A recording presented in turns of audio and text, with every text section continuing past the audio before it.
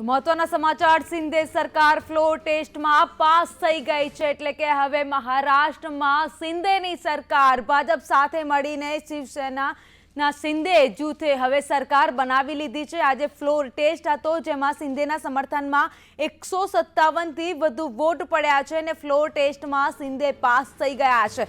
શિંદે સરકારે વિશ્વાસ મત જીત્યો છે। ખાલી બસાવે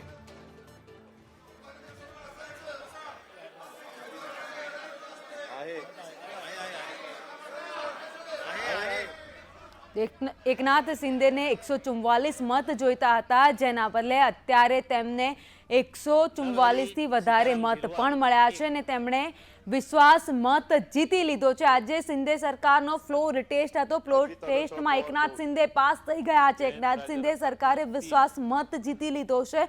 જોકે વિધાનસભામાં બહુમત પ્રસ્તાવ પર વોટિંગ કરવામાં આવ્યું હતું, જેમાં વોટિંગમાં અત્યારે 157થી વધુ વોટ શિંદેના સમર્થનમાં પડ્યા છે। એટલે કે શિવસેના જ્યારે જૂથમાંથી અલગ પડ્યા અને ત્યારબાદ ભાજપ સરકાર સાથે તેમણે જોડાયા, ત્યારબાદ હવે આ સરકાર બનાવીને એકનાથ શિંદે સરકારમાં આવ્યા બાદ તેમને મુખ્યમંત્રી પણ બનાવવામાં આવ્યા અને તેની જાહેરાત ખુદ પૂર્વ મુખ્યમંત્રી દેવેન્દ્ર ફડણવીસે કરી હતી। ત્યારબાદ એકનાથ શિંદેને મુખ્યમંત્રી અને રજૂઆત કરવામાં આવી અને ત્યારબાદ દેવેન્દ્ર ફડણવીસને નાયબ મુખ્યમંત્રી બનાવવામાં આવ્યા। આજે જોકે ફ્લોર ટેસ્ટ વિધાનસભા સત્રમાં ખાસ બોલાવવામાં આવ્યું હતું, વિશેષ સત્ર, તેમાં ફ્લોર ટેસ્ટ કરવામાં આવ્યો અને ફ્લોર ટેસ્ટમાં એકનાથ શિંદે પાસ થઈ ગયા છે। એકનાથ શિંદેના સમર્થનમાં 157થી વધુ વોટ પડી ગયા છે। જોકે શિંદેના સમર્થનમાં 164 વોટ પડ્યા હોવાનું હાલ સામે આવી રહ્યું છે। તમામ અપડેટ સાથે સંદેશ ન્યૂઝ પળેપળની અપડેટ આપના સુધી પહોંચાડી રહ્યું છે। મહારાષ્ટ્રની જે રાજનીતિ ગરમાઈ હતી અને અત્યારે ભાજપનું જે લોટસ ઓપરેશન ચલાવવામાં આવ્યું હતું તે સક્સેસફુલ રહ્યું છે અને અત્યારે શિંદે સરકારમાં પાસ થઈ ગયા છે, વિશ્વાસ મત જીતી લીધો છે। શિંદે સરકારે વિશ્વાસ મત જીત્યો છે અને તેમણે જે વિશેષ સત્ર બોલાવવામાં આવ્યું હતું આજે વિધાનસભામાં, તેમાં વિશ્વાસ મતમાં 164થી વધુ મત મળ્યા છે। એકનાથ શિંદેના સમર્થનમાં એકનાથ શિંદેના જૂથની સાથે જ ભાજપના જે ધારાસભ્યો છે તેમાંથી પણ તમામ ધારાસભ્યો એકનાથ શિંદેને પોતાનો વિશ્વાસ મત આપ્યો છે અને આજે એકનાથ શિંદે મહારાષ્ટ્રના જે ફ્લોર ટેસ્ટ હતો વિધાનસભામાં તેમાં પાસ થઈ ગયા છે। જો કે બીજી બાજુ વાત કરીએ તો ભાજપ તરફથી 106, શિંદે ગ્રુપના 39, અધર અન્ય 22 એટલે કે 167 મત અને સાથે શિવસેના કગડી રહી છે। તમામ અપડેટ સાથે અજય યાદવ અમારી સાથે જોડાઈ ગયા છે। अजय, जितने मत चाहिए थे वो भी मिल गए, उससे ज्यादा मिल रहे हैं, बहुमत साबित कर दी है एकनाथ शिंदे ने।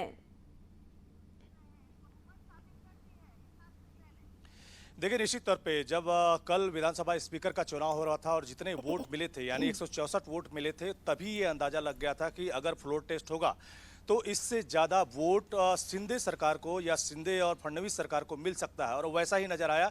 अब तक 167 वोट लगभग मिल चुके हैं और माना जा रहा है कि कुछ और विधायकों का वोट मिलेगा। हालांकि उद्धव सरकार के एक और विधायक ने साथ छोड़ दिया है उद्धव का और शिंदे गुट की तरफ वो जाते हुए नजर आ रहे हैं, तो माना जा रहा है कि उनका भी वोट मिलेगा। हालांकि आज जब फ्लोर टेस्ट की कार्रवाई शुरू हुई उस वक्त खुद जो विपक्ष है उसकी तरफ से ईडी के नारे लगाए गए और जो फिलहाल सरकार बनी हुई है उसके खिलाफ तमाम तरह की बयानबाजियां की जा रही हैं। लेकिन इस बीच ये पूरा मामला सुप्रीम कोर्ट में भी पहुंचा हुआ है। अभी थोड़ी देर पहले कांग्रेस की तरफ से एक याचिका डाली गई है जिसमें यह कहा गया है कि स्पीकर की तरफ से जो व्हिप जारी किया गया है वो एक तरह से अवैध है, क्योंकि अभी भी पार्टी के जो अध्यक्ष हैं वो उद्धव ठाकरे बने हुए हैं, उनका व्हिप मान्य होगा। इस पर सुप्रीम कोर्ट की तरफ से कहा गया कि चूंकि मामले की पहले सुनवाई 11 जुलाई को तय की गई है और जो 16 विधायकों के अयोग्यता का मसला है उसकी भी सुनवाई 11 तारीख को की जाएगी, तो इस पूरे मामले को लेकर के कह सकते हैं कि एक तरफ जहां फडणवीस और शिंदे सरकार ने अपना फ्लोर टेस्ट में बहुमत साबित कर दिया है, वहीं दूसरी तरफ जो 16 विधायकों के अयोग्यता का मसला है वो 11 जुलाई को सुना जाएगा, क्योंकि सुप्रीम कोर्ट ने कहा था कि फ्लोर टेस्ट जो होगा उसमें ये बात जरूर कंसीडर की जाएगी, जो अयोग्यता का मसला है उसको उसमें कहीं ना कहीं कंसीडर किया जाएगा। यानी सुप्रीम कोर्ट की सुनवाई से 16 विधायकों की अयोग्यता का मामला अलग नहीं है। तो सुप्रीम कोर्ट ने जो पहले बातें स्पष्ट की थी उसके मुताबिक अगर वो 16 विधायक अयोग्य होते हैं तो हो सकता है कि फिर से फ्लोर टेस्ट हो, लेकिन फिलहाल ऐसा नजर नहीं आता है, क्योंकि दोनों गुटों के अपने अपने दावे हैं। दोनों अभी भी शिवसेना पे अपने अपने दावे कर रहे हैं। जहां ज्यादा से ज्यादा विधायकों की संख्या शिंदे गुट के साथ दिखाई दे रही है, वहीं उद्धव गुट जो है माइनॉरिटी में नजर आ रहा है, उसके पास बहुत कम संख्या है। लेकिन जैसा पहले से अनुमान था, जैसा कि कल विधानसभा स्पीकर के जो चुनाव के समय 164 वोट पड़े थे, उसी के मुताबिक आज उससे ज्यादा वोट पड़े हैं और कहीं न कहीं शिंदे और जो फडणवीस की सरकार है उसने अपना बहुत बहुमत साबित किया है फ्लोर टेस्ट में। जी, साथ ही में अजय बात करें कि आपने अभी बोला कि अभी भी शिवसेना के अध्यक्ष जो है वो उद्धव ठाकरे है, जो कि आगे के दिनों में भी कभी भी फ्लोर टेस्ट फिर से भी हो सकता है। अगर फिर से होता है तो क्या हो सकता है?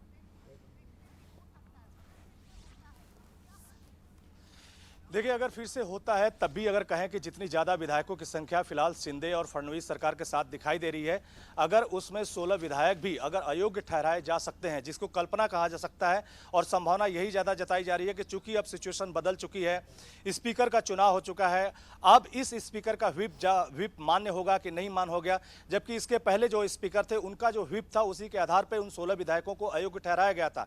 तो 11 जुलाई को जो तारीख तय होगी उसमें सिर्फ एक क्लू है, वो खास करके एक टेक्निकल क्लू है, क्योंकि सुप्रीम कोर्ट ने कहा था कि ये जो फ्लोर टेस्ट हो रहा है उसमें कहीं ना कहीं जो 16 विधायकों की अयोग्यता का मसला है वो एक तरह से इंक्लूड रहेगा। अगर अब एक तरह से मान भी लें कि 16 विधायक अयोग्य हो जाते हैं, तो जितनी बड़ी संख्या में फिलहाल शिंदे और फडणवीस सरकार को अभी समर्थन दिखाई दे रहा है, उसमें 16 विधायकों की अयोग्यता के बाद भी जो फडणवीस सरकार है या कह सकते हैं कि शिंदे सरकार है, उसको बहुत ज़्यादा फर्क नहीं पड़ने वाला है। लेकिन ये जरूर कहा जा सकता है कि सिचुएशन अब बदल चुकी है, और इस सिचुएशन में सुप्रीम कोर्ट किस तरह का फैसला देगा 11 जुलाई को, ये सबके लिए देखने वाली बात होगी। लेकिन फिलहाल एक मुश्त भारी मेजॉरिटी से शिंदे और जो फडणवीस की सरकार है वो अपना बहुमत साबित करती हुई नजर आ रही है। इस पूरे मामले में सुप्रीम कोर्ट में जरूर पहले भी याचिका डाली गई थी। एक याचिका आज जो स्पीकर का व्हिप जारी हुआ है उसको अवैध बताते हुए जारी की गई है, और इन सभी मामलों को सुप्रीम कोर्ट ने इंक्लूड किया है और कहा कि सारे मामलों की सुनवाई 11 जुलाई को सुप्रीम कोर्ट में होगी, और तब इसका फैसला होगा कि जो 16 विधायक हैं वो अयोग्य हैं या नहीं है। अगर अयोग्य होते हैं तब किस तरह की सिचुएशन होती है, अगर अयोग्य नहीं होते तब किसी तरह की कोई संकट नहीं है। अगर अयोग्य होते हैं तो सिर्फ इतना ही होगा कि एक बार फिर से फ्लोर टेस्ट होगा, लेकिन शिंदे और फडणवीस सरकार को किसी तरह का संकट फिलहाल नहीं दिखाई दे रहा है। जी अजय, अभी की स्थिति को देखें तो जो संजय राउत बोल रहे थे कि हम पड़कार देंगे, पर अभी शिंदे और भाजपा ने बहुत बड़ा जवाब, करारा जवाब दिया है।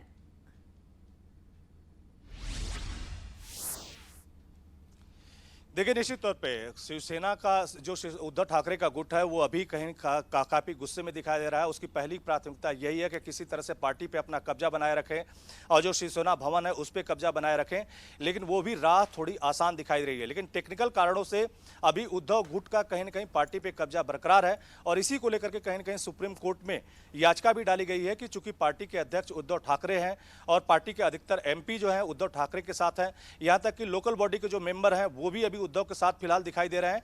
लेकिन आने वाले समय में जब शिंदे फिलहाल जो मुख्यमंत्री अब बन चुके हैं वहां पे वो पावर में हैं, और उनके साथ अभी आज ही की अगर बात करें तो एक और जो उद्धव गुट का जो विधायक है वो टूट करके शिंदे गुट के साथ आया है। तो आने वाले समय में अगर MP अपना पाला जो है बदलते हैं, और खास करके लोकल बॉडी के जो मेंबर्स हैं वो अपना पाला बदलते हैं, तो निश्चित तौर पर सिचुएशन उद्धव ठाकरे के पक्ष में नहीं दिखाई देगी। तो ऐसे में निश्चित तौर पर शिवसेना के उद्धव ठाकरे का जो गुट है वो काफी आक्रामक है, और संजय राउत जो कि फिलहाल ED को फेस कर रहे हैं, इसीलिए बार बार ED का जिक्र भी किया जा रहा है कि ये ED सरकार है, और बार बार आक्रामक रवैया अपनाया जा रहा है ताकि आम जनता, आम शिव सैनिक जो है उसको अपने पक्ष में किया जाए। सरकार चाहे शिंदे की भले बन गई है, उद्धव ठाकरे भले अभी नहीं है, लेकिन शिव सैनिकों पे किसका कब्जा है उसी से तय होगा कि आने वाले समय में शिवसेना किसके पास रहेगी। तो फिलहाल कई तरह के दावपेच हैं। आने वाले समय में लोकल बॉडी के इलेक्शन है, लोकसभा का चुनाव है, और शिंदे गुट को जितनी बड़ी पावर बीजेपी की तरफ से दी गई है, उनको मुख्यमंत्री बनाया गया है, और यहाँ तक कि फडणवीस जो कि पहले मुख्यमंत्री रह चुके हैं उनको उप मुख्यमंत्री बनाया गया है। तो कई तरह के मैसेज देने की कोशिश भारतीय जनता पार्टी की तरफ से की गई है, खास करके शिंदे को काफी पावरफुल बनाया गया है। तो ऐसे में क्या सिचुएशन रहेगी ये देखने वाली बात होगी, लेकिन उद्धव ठाकरे गुट भी अपनी पूरी कोशिश करेगा कि किसी तरह से पार्टी जो है उनके पास रहे। अजय हमारी साथ जुड़े रहेगा, भाजपना प्रवक्ता यज्ञेश दवे हमारी સાથે જોડાયા છે। યજ્ઞેશભાઈ, સ્વાગત છે આપનું સંદેશ ન્યૂઝમાં। સૌથી મોટો પડકાર જે આપવાની વાત કરતા હતા સંજય રાઉત, અત્યારે શિંદે અને સાથે જ ભાજપ સરકારે સાથે મળીને સૌથી મોટો જવાબ આપ્યો છે। જ્યાં સુધી સંજય રાઉતનો પ્રશ્ન છે તો સંજય રાઉત ઘણી બધી વખતે ઘણા બધા સ્ટેટમેન્ટો આપી ચૂક્યા છે। મને કદાચ ખ્યાલ છે ત્યાં સુધીમાં એકાદ બે સ્ટેટમેન્ટ એમના સાચા નહીં હોય બધામાંથી, એટલે એ સ્ટેટમેન્ટ યા નેતા એવું બી કહી શકાય એમના માટે।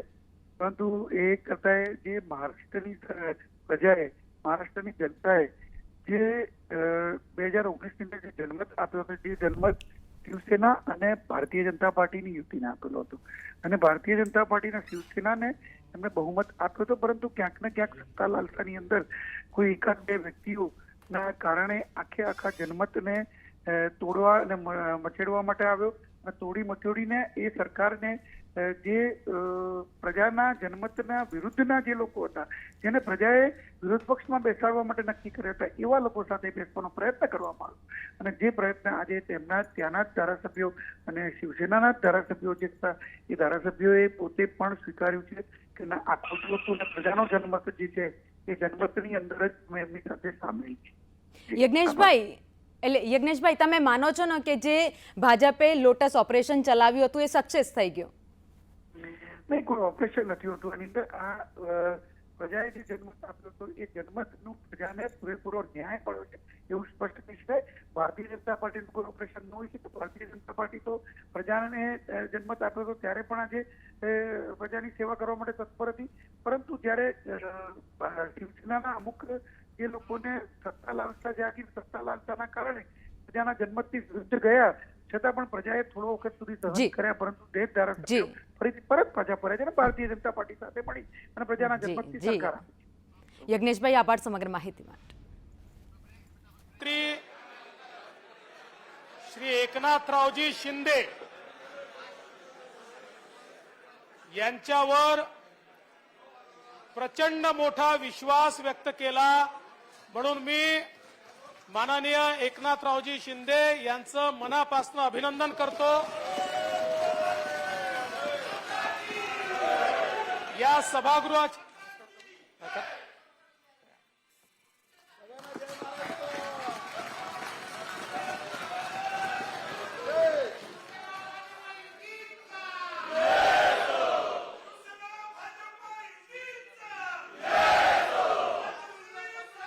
आणि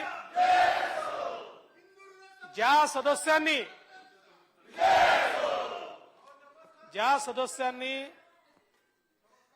या प्रस्तावाच्या बाजूने मतदान केलं त्या सदस्यांचे आभार तर मानतोच, पण अप्रत्यक्षपणे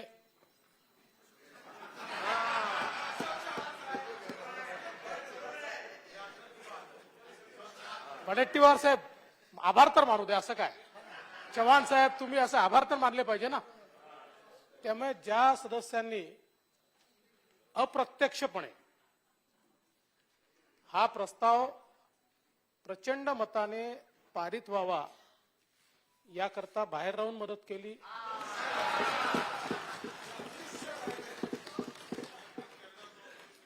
त्या अदृश्य हातांचेही मी मनापासून आभार मानतो। खरं म्हणजे अध्यक्ष महोदय, मुख्यमंत्री एकनाथरावजी शिंदे एक कट्टर शिवसैनिक, शिवसेना प्रमुख वंदनीय बाळासाहेब ठाकरे यांच्या जाज्वल्य विचारांचे पाईक असलेले आणि कर्मावर अढळ निष्ठा असलेले अशा प्रकारचं व्यक्तिमत्व म्हणजे एकनाथरावजी शिंदे आहेत। ते कुशल संघटक आहेत, पण त्याहीपेक्षा ते जनतेचे सेवेकरी आहेत। शिवसेना प्रमुख वंदनीय बाळासाहेब ठाकरे आणि धर्मवीर आनंद दिघे साहेब या दोघांच्या प्रभावामुळे 80च्या दशकामध्ये साधारण 1980 मध्ये शिंदे साहेबांनी शिवसेनेमध्ये सक्रिय काम सुरू केलं आणि एका साधा कार्यकर्ता शाखा प्रमुख इथपासनं तर वेगवेगळ्या जबाबदाऱ्या पार पाडत आज राज्याचे मुख्यमंत्री म्हणून या ठिकाणी त्यांनी जबाबदारी सांभाळली. खरं म्हणजे धर्मवीर आनंद दिघेंनी 1984 मध्ये शिंदे साहेबांची किसननगर शाखा प्रमुख म्हणून त्या ठिकाणी नियुक्ती केली आणि त्यानंतर दिघे साहेबांच्या नेतृत्वात अनेक आंदोलनांमध्ये त्यांनी सहभाग घेतला. सातत्याने सामान्य माणसाला न्याय देण्याकरता त्या ठिकाणी ते आंदोलन करायचे. अनेक केसेस लागायच्या, अनेक वेळा कारागृहात जावं लागायचं, बेल व्हायची. पुन्हा नव्याने दिघे साहेबांनी आदेश दिला की आपलं सर्वस्व सोडून आणि आपल्या जीवाची पर्वा न करता जनसामान्यांच्या सेवेमध्ये ते हजर असायचे. मग त्या काळामध्ये गरजवंतांना धान्य उपलब्ध करून देण्याचा विषय असेल, टंचाईच्या काळात पाम तेल उपलब्ध करून देण्याचा विषय असेल, या सगळ्या अडचणीच्या काळामध्ये छोट्या छोट्या गोष्टींकरता देखील प्रशासनाच्या विरोधात त्या ठिकाणी आंदोलन उभं करायचं आणि त्या माध्यमातून सामान्य माणसाला न्याय द्यायचा, हे देखील त्यांनी या ठिकाणी करून दाखवलं. खरं तर 2004 साली ते तेव्हाच्या एकत्रित ठाणे मतदारसंघातून निवडून आले आणि त्यानंतर सलग 4 वेळा, कारण त्यानंतर 9 साली कोपरी पाचपाखडी हा मतदारसंघ झाला, असे 2004 पासून सलग 4 वेळा